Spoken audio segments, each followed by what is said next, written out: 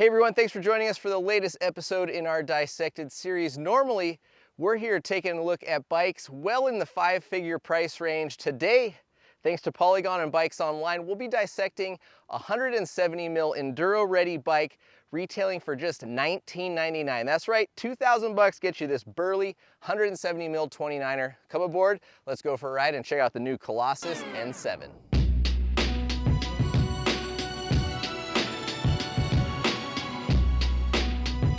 Folks over at bikesonline.com were kind enough to send it to us. They're an exclusive dealer and distributor for Polygon bikes here in North America. So any warranty, purchasing, tech, or other support related inquiries can be sent over to Bikes Online. So this bike here is their entry-level Collosus N7.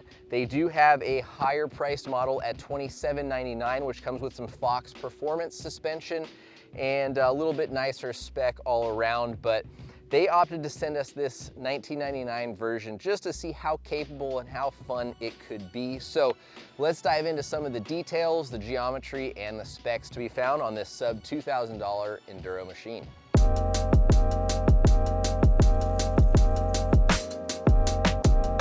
Modulating the 170mm of rear wheel travel on the Collosus N7 is Polygon's 6-bar suspension platform. If you look at it closely, there's a little short link setup that connects the rear chainstays to the front triangle. And then separate from that is the seat stay, which comes up to a short rocker link that attaches to the rear shock. Now this 6-bar suspension platform is different than what you'd find on the Siskiyou and other dual suspension bikes from Polygon. And there, of course, like anything, are pros and cons. Polygon was able to separate and differentiate the suspension input forces coming from both chain or drive forces as well as braking and impact forces. So they're able to get a supple, good performing, good pedaling bike that isn't as affected when you're under the brakes or when you're out of the saddle or even seated and pedaling. It is a little bit more of a complicated, a little bit heavier suspension platform just because of the extra material, but it's something that Polygon feels was a worthwhile trade-off to make such a capable enduro-ready machine. Now controlling that 6-bar platform is the RockShox Super Deluxe Select Plus rear shock. Up front, you've got a RockShox Zeb complementing the rear end and also offering 170mm of travel. While the RockShox dampers handle the hits, Tektro's 4-piston brakes clamp down on 203mm brake rotors to keep the speeds under control on this machine. Those rotors are mounted to alloy double-wall 32-hole spoke rims, which are wrapped in V-Tire's Flow Snap tacky rubber. It is a very sticky and tacky rubber indeed, and we'll talk a little bit about that in our first ride impressions. Drivetrain duties are largely handled by Shimano in the form of their Dior 12-speed system. We've got a Dior shifter here with a Dior 12-speed derailleur. There is a Sunrace 11-51 tooth cassette and Shimano cranks. Frame features on this 6061 alloy frame include a shuttle protection pad and down tube protection pad from Rock and down tree strikes. Those are bolted to the frame for security and the ability to swap them out should they get damaged. Water bottle bolts, internal cable routing through a clamped port, which is nice, and this keeps this bike quiet and secure from any cable rattle. Also nice for those that like to service and maintain their bikes are easily accessible pivot point hardware. Nothing is hidden, nothing is back behind other parts that you have to disassemble just to get to. Everything is really easy, and torque specifications are printed on the hardware, so really easy for you guys to check, maintain, ensure everything is tight and secure.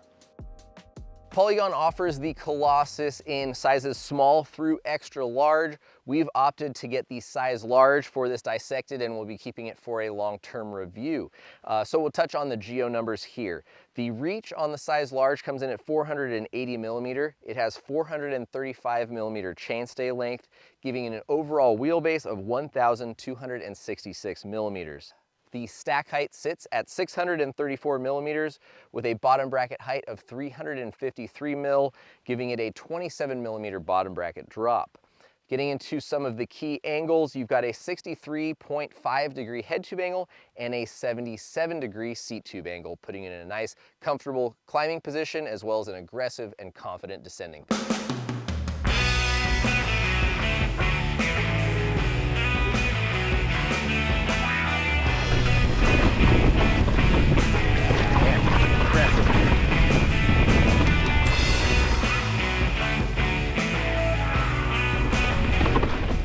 Wow, dude. Wow. Thoroughly impressed.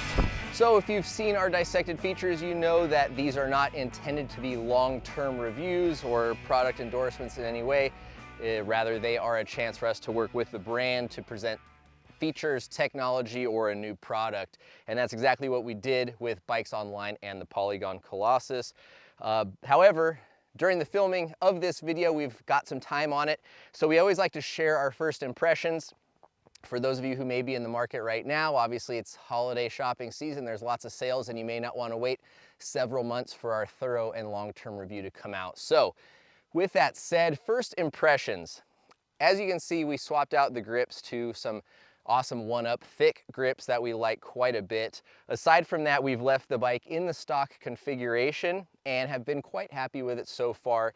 Always, there's little things we could nitpick here and there, but at the end of the day, for a $2,000 price tag, this bike is extremely capable going downhill. It is very fun, confident. It's got a plush yet active rear end. It rides a little bit heavy. It's not the best climbing bike on really steep terrain. It just feels heavy and doesn't, I guess, make you feel like you're just gonna sprightly get yourself up to the top of the hill. However, if you kind of just put yourself into the mindset of this is a 170 29er enduro bike, I'm just gonna get to the top when I get there, it's definitely not out of the realm of other bikes that are way more expensive, a la Trek Slash, Commensal's bikes. I mean, there's a lot of long travel 29ers, and this thing climbs competitively with those bikes, although this thing is just a little bit heavier. Aluminum frame and build spec, of course, will have something to do with that. I think the brakes, you know, are something that's gonna take a little bit of time to get used to. They have pretty decent power, but just the bite point and the amount of finger force that it takes to get that power fully engaged to really shut this thing down is something that we might just need to recalibrate ourselves to. Wheels might seem a little flexy with that 32 hole. Could be the tire casing as well. We haven't ridden these V tires a lot, but there were just a couple instances where we'd be landing some kind of flatter drops into like sideways rocks, and we could feel just a little bit of squirm. We're starting to nitpick a little bit too much because ultimately it's a $2,000 bike. And I think Polygon has done a really good job delivering so far. Obviously, we want to put a lot more miles under this bike, pass it to a few different riders, get it out on more terrain than just some super steep, chunky, rocky gnar, and see how it holds up, how fun it is on mellow or lower grade flow trails. But what I can say is if you ride steep, loose, rocky, chunky downhills, I'm really impressed. Like I don't know what else to say at this point in time, but comfortable, progressive suspension, that smooth, playful, poppy, like it's really awesome. I'm pretty stoked, and I'm excited for the long-term review. So thanks very much to Bikes Online for helping us make this video possible and sending us the Polygon Collosus N7. Please don't forget to subscribe if you have any questions, comments, thoughts about the spec. If you think you would rather upgrade to the $27.99 version or buy this one and just upgrade parts as needed, let us know. We'd love to get involved down in the comments. Thank you guys very much, and we'll see you out on the trails.